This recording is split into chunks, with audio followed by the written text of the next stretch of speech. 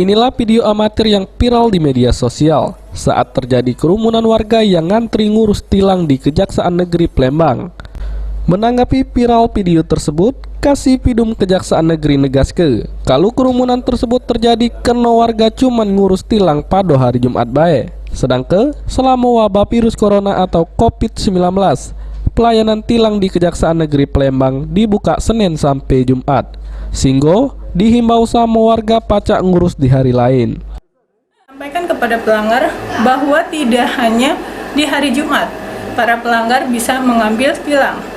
Namun ternyata masyarakat selalu bersikeras di hari Jumat karena menurut mereka polisi yang menilang itu menyampaikan silakan ambil di hari Jumat di kejaksaan. Itulah pada akhirnya setiap hari Jumat memang terjadi penumpukan.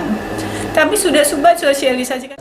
Selain itu, menurut Kasipidum, kalau kerumunan tersebut terjadi karena setiap minggu Kejaksaan Negeri nerima berkas perkara pelanggaran dari pengadilan mencapai 3.000 pelanggaran lalu lintas, sehingga ngimbau sama masyarakat supaya naati peraturan, supaya kerumunan tidak terjadi lagi.